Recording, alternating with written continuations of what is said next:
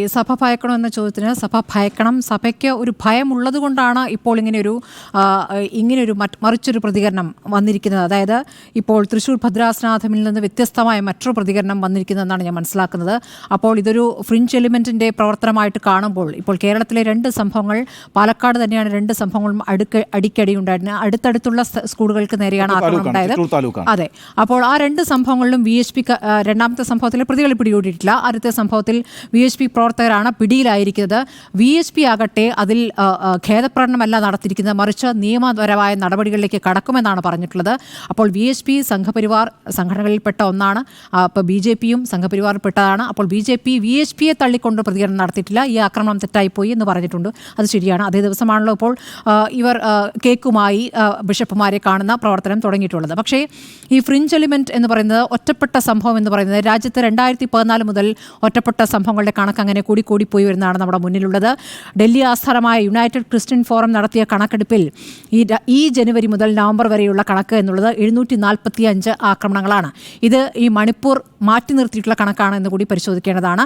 അത് 2023 743 ആയിരുന്നു. 2014 127 ആയതാണ് ഈ വലിയ കണക്കിലേക്ക് വന്നിരിക്കുന്നത്. അപ്പോൾ ഓരോ വർഷവും ആക്രമണങ്ങളുടെ എണ്ണം കൂടുന്നു എന്നുള്ളതാണ്. മണിപ്പൂരിൽ രണ്ട് വിഭാഗങ്ങൾ, ഗോത്ര വിഭാഗങ്ങൾ തമ്മിലുള്ള സംഘർഷം എന്നൊക്കെ പറയുമ്പോൾ അവിടെ തകർന്ന പള്ളികളുടെ കണക്കുണ്ട്, അവിടെ ആക്രമിക്കപ്പെട്ട കന്യാസ്ത്രീകളുടെ കണക്കുണ്ട്. ഇതൊക്കെ തന്നെ നമ്മൾ പലതവണ ചർച്ച ചെയ്ത് കഴിഞ്ഞതാണ്. ഇനി മതം സ്വയം തീരുമാനിക്കാനുള്ള അവകാശം നമ്മുടെ ഭരണഘടന ഉറപ്പു നൽകുന്നുണ്ട്. അതിനെതിരെ മതപരിവർത്തനത്തിനെതിരെ നിലപാടെടുത്തിരിക്കുന്ന BJP കേന്ദ്ര സർക്കാർ അത് അംഗീകരിച്ചുകൊണ്ട് അത് നടപ്പാക്കിയിരിക്കുന്ന സംസ്ഥാന സർക്കാരുകൾ, അപ്പോൾ രാജ്യത്ത് 28 സംസ്ഥാനങ്ങളിൽ 12 സംസ്ഥാനങ്ങളിൽ ഇപ്പോൾ മതപരിവർത്തന നിരോധന നിയമം നടപ്പാക്കിയിരിക്കുകയാണെന്നുള്ള യാഥാർത്ഥ്യം അവിടെ നിൽക്കുകയാണ്. അപ്പോൾ ന്യൂനപക്ഷ വേട്ടയുടെ കണക്കെടുത്താൽ പ്രധാനമന്ത്രി ദേശീയ തലത്തിൽ അന്വേഷണം നടത്തണമെന്നുള്ള ആവശ്യം ചില സംഘടനകൾ ഉന്നയിച്ചിട്ടുണ്ട്. പക്ഷേ അങ്ങനെ ഒരു കാര്യം ഉണ്ടായിട്ടില്ല. ഇനിയിപ്പോൾ സഭയുടെ മര്യാദ കൊണ്ട് പ്രധാനമന്ത്രിയെ ക്ഷണിച്ചിരിക്കുന്നു. പ്രധാനമന്ത്രിയെ ക്ഷണിക്കുമ്പോൾ അവരുടെ പ്രതീക്ഷയാണ് അവരുടെ പ്രശ്നങ്ങൾ പരിഹരിക്കും, അവരുടെ കാര്യങ്ങളിൽ ഒരു ഇടപെടൽ ഉണ്ടാകുമെന്ന്. അങ്ങനെ ആ മര്യാദയുടെ പേരിൽ പ്രധാനമന്ത്രി, രാഷ്ട്രീയ നേതാവിനെയല്ല പ്രധാനമന്ത്രിയെ ക്ഷണിച്ചു എന്ന് പറയുമ്പോൾ ആ പ്രധാനമന്ത്രി അവിടെ പറയേണ്ടത് ഈ ക്രിസ്ത്യൻ വിഭാഗത്തിന് നേരെ നടക്കുന്ന ആക്രമണങ്ങളെ അപലപിക്കുകയാണ്, ഇങ്ങനെയൊരു സംഭവം ഉണ്ടാകില്ല എന്ന് ഉറപ്പ് നൽകുകയാണ്. അങ്ങനെയുള്ള ഉറപ്പ് നൽകലൊന്നും നമ്മൾ ആ പ്രസംഗത്തിൽ കണ്ടിട്ടില്ല. ഇനിയിപ്പോൾ ഇവിടുത്തെ സഭകൾ തമ്മിലുള്ള പ്രശ്നങ്ങളുടെ ഭാഗമായി ഒറ്റപ്പെട്ട ശബ്ദമായിട്ട് ഇപ്പോൾ തൃശ്ശൂർ മെത്രാപ്പൊലീത്തയുടെ ശബ്ദത്തെ കാണുന്നുണ്ടെങ്കിൽ അത് അങ്ങനെ കാണാം. പക്ഷേ എല്ലാ വിശ്വാസികളും അതാണ് വിശ്വസിക്കുന്നതെന്ന് കരുതാനാകില്ല.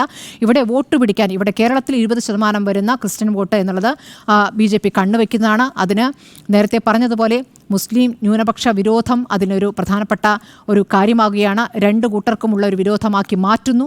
അതിൽ ഒരു പരിധിവരെ BJP വിജയിച്ചിട്ടുമുണ്ട് എന്നുള്ളതാണ് കാണാനാവുക. നമുക്ക് തൃശ്ശൂരിൽ BJPക്ക് വോട്ട് കിട്ടിയതിൽ ക്രൈസ്തവ വോട്ടുകൾ ലഭിച്ചിട്ടുണ്ടെന്നുള്ള യാഥാർത്ഥ്യമുണ്ട്. അത് ഇനിയും കൂട്ടുക എന്നുള്ള ലക്ഷ്യത്തിൽ BJP മുന്നോട്ട് പോകും. 20% വരുന്ന ക്രിസ്ത്യൻ വോട്ടിൽ കണ്ണു നട്ടിട്ടുള്ള നടപടികൾ ഉണ്ടാകും. അപ്പോൾ അങ്ങോട്ടും ഇങ്ങോട്ടും കൊടുക്കൽ വാങ്ങലുകൾ എന്ന അർത്ഥത്തിൽ തന്നെയാണ് സഭ ഇക്കാര്യത്തിൽ ഇപ്പോൾ മിതത്വം പാലിക്കുന്നതെന്നാണ് ഞാൻ മനസ്സിലാക്കുന്നത്. സഭ ഭയക്കുന്നുണ്ട്, സഭ ഭയക്കണം എന്നുള്ളത് തന്നെയാണ് എൻ്റെ അഭിപ്രായം.